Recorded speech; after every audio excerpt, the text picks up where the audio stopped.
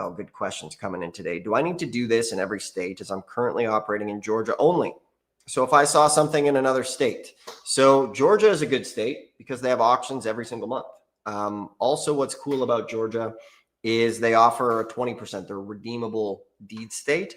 But was it Josh? You found some, was it the in rem sales in Georgia?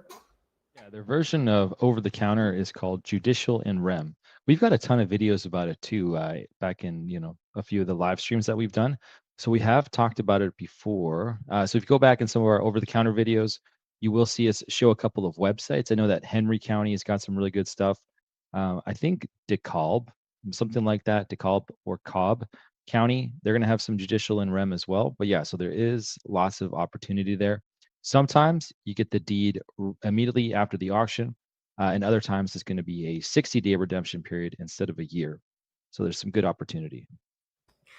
Excellent. Let's see, Josh. Marie has a question here about when I say we do things live. She's been trying to find information on Gordon County, Georgia.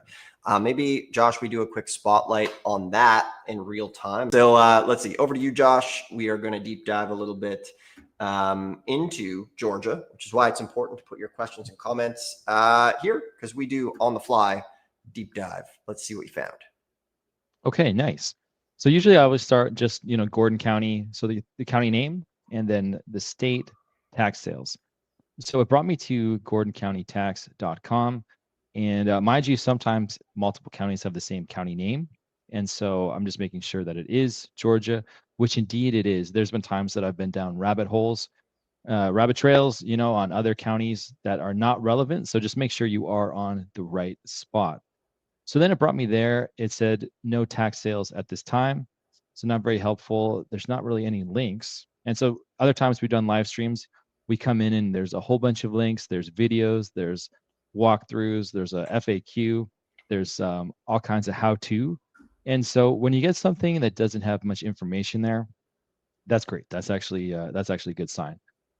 So then I was curious because I wanted to look at like previously sold property, and it was hard to find. So then I wondered, okay, how many people are in this county? There is 60,000, so it's not tiny. I mean, if the county had maybe 400 people in it, then it would make sense that the sales don't occasionally happen. So then I kept digging, which then brought me to Bid for Assets, which is an online auction platform.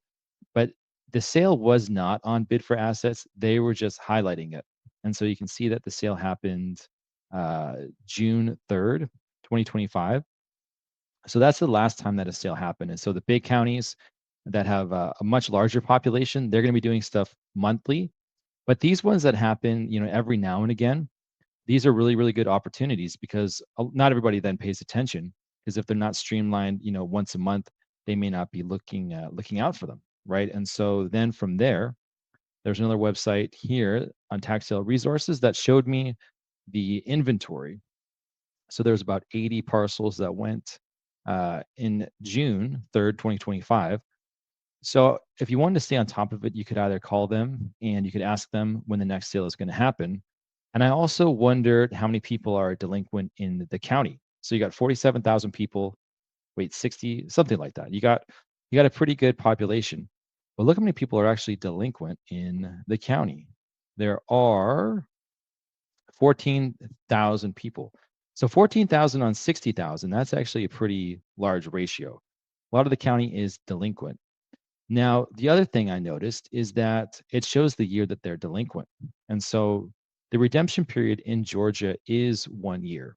And so if they don't redeem, you can then go ahead and foreclose. So the question is, what is happening to this one in 2020? You can see this is transferred to an estate.